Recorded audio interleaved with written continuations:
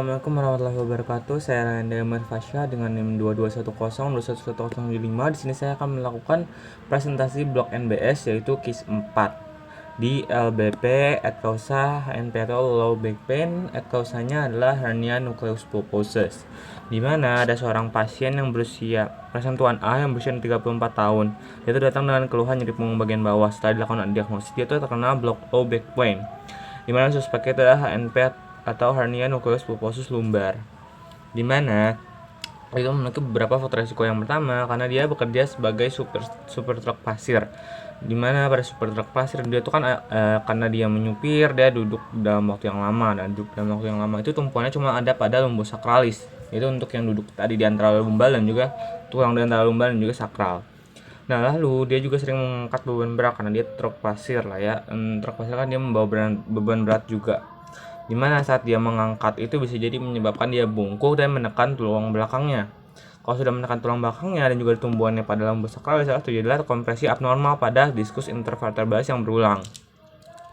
Jadi kompresi ini sebenarnya normal, tapi karena dia sering terus dan juga duduk juga tumpuannya pada lambung sakralis, akhirnya terjadilah kompresi berlanjut. Nah, kompresi berlanjut ini akan terjadi menyebabkan tumpuan diskus intervertebralis yang makin banyak. Ditambah dengan dia itu terjadi mechanical overuse karena sering melakukan kegiatan aktivitasnya tinggi, akhirnya degeneratif itu lebih cepat dibanding manusia normal, dimana manusia keadaan tuh nggak secepat ini degeneratifnya, sedangkan dia sudah degeneratif. Yang pertama ada enzim MMP atau matrix metalloproteinase yang akan digunakan untuk mendegenerasi matriks.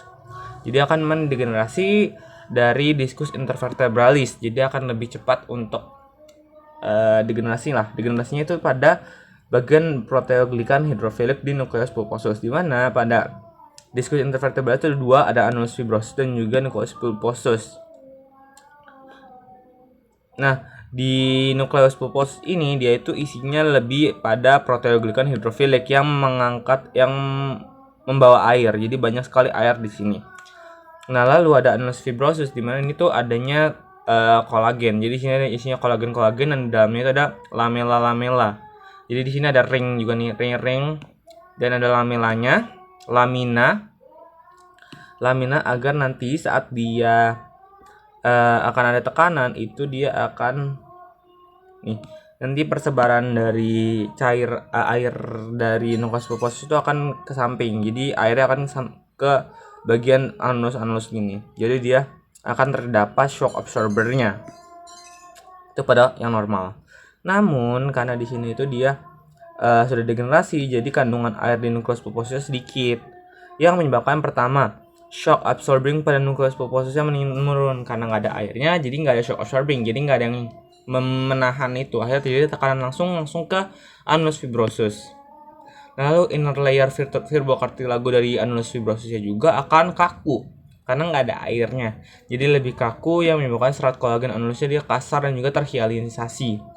Akhirnya annulus fibrosus akan mengeras, karena akan mengeras ini dan juga tekanan langsung ini akan menyebabkan, ditambah dengan dia ada tumpuan itu sehari-hari di diskus intervertebralis, jadi tekanan intradiskalnya lebih tinggi daripada kekuatan redamnya atau shock absorbernya.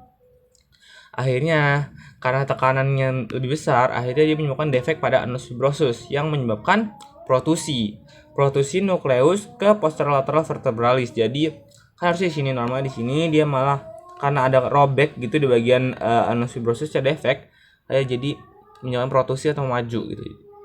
Di bagian sini dia mundur ke bagian vertebrenya itu. Nah, akan terjadilah namanya hernia nucleus pulposus lumbal.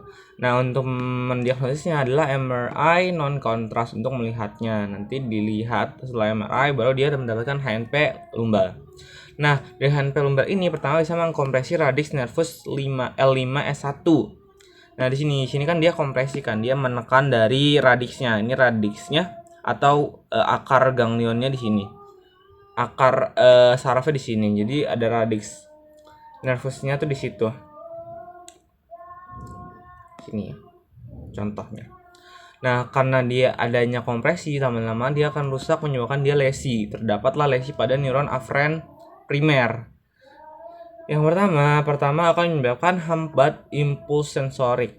Jadi saat dia akan ada misalnya ada nyeri atau bagaimana, Kan sensoriknya tuh normalnya jarak sensorik itu dari bawah, dari bagian perifernya ke dorsal root ganglion, terus ke dorsal root ganglion sampai ke posterior white matter, posterior gray matter. Terus dia nanti akan decussatio di commissura ventralis, dan dia akan naiknya melalui lateral spinocortical. Nah, lateral spinocortical ini dia nanti akan masuk ke bagian talamus, nanti di talamus akan masuk ke korteks. Kalau udah ke korteks itu dia akan mendapatkan rasa sakit berupa nyeri. Sedangkan karena nggak ada impulsnya dihambat, jadilah hipestesi. Hipestesi di bagian L5S1 itu di sini. L5 yang bersarafi dari bagian ujung jari jempol kaki sampai ke punggung kaki kanan tuh L5S1 nih. Makanya kenapa dia lesinya di sini, karena nanti yang mempersarafinya itu dari lumbus sacralis dia ke sini. Terjadilah kebas dari ujung jari kaki kanan hingga ke punggung kaki kanan gitu. Lalu pertama terjadilah neuroinflamasi. Nah, neuroinflamasi ini dia karena ada lesi, akhirnya di bagian saraf itu akan terjadi inflamasi. Terjadilah aktivasi dari nyeri neuropatik. Nah, pada nyeri itu dia akan mengekspresikan channel natrium agar terjadi depolarisasi, dan menyebabkan depolarisasi terus-menerus ini menyebabkan thresholdnya akan menurun. Jadi lebih gampang untuk terdepolarisasi. Terjadilah nanti impuls ektopik. Jadi impuls yang abnormal yang akan menyebabkan sensitisasi dari nervus ischiadicus. Yang pertama akan menyebabkan nyeri radikular atau nyerinya menyebar, di mana terjadilah ischialgia dextra. Kenapa dextra? Karena dia di bagian ischialgia dextra. Nah, jadi dia akan menyebarnya tuh di bagian sciatica nerve, atau yang mungkin dia nyeri di sepanjang dari bagian bokong sampai ke bagian kaki kanan. Lalu tekanannya secara mekanik, kalau ada sensitisasi ditambah akan mengantarkan impuls yang lebih tinggi, dan bahkan nyerinya lebih intens. Makanya saat dia lasek tes dia akan positif, karena dia dinaikin nih, kakinya kan dinaikin pada saat lurus, itu akan menyebabkan nyerinya itu lebih intens, jadi makanya dia positif. Terus karena dia herniasi, dia itu akan menyebabkan inflamasi di sekitar jaringannya.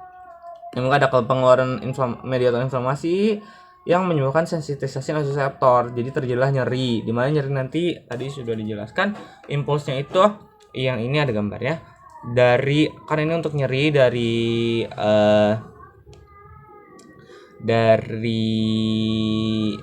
pusat rasa nyerinya di bagian kulit. Nanti dia akan ke dorsal ganglion, ke posterior gray matter, dia akan ke commissura ventralis, dia akan naik ke lateral spinothalamic tract sampai ke bagian talamus. Nanti talamus dia akan menuju ke cortex. Jadi yang pertama ada first order neuron sampai ke posterior gray matter, baru di posterior gray matter dia akan ke second order neuron sampai ke talamus. Nanti dari talamus dia ke cortex akan melalui third order neuron. Nah, lalu menuju ke cortex somatosensori untuk rasa sakit, kan untuk sensorisnya ya, yang menyebabkan dia low back pain dengan fase-nya itu 5. Fase berarti moderate tuh. Nah, untuk obat yang bisa digunakan adalah pertama NC3 kali 250 mg per hari untuk mengurangi rasa sakitnya. Nah, lalu ada juga yang namanya McKenzie exercise. Nah, McKenzie exercise ini biasanya digunakan untuk orang yang memiliki nyeri punggung gitu. Dimana dia tuh ada 7 cara. Ada berbaring telungkup dengan ekstensi, berbaring ekstensi, berdiri ekstensi, berbaring dengan fleksi, duduk dengan fleksi, berdiri dengan fleksi.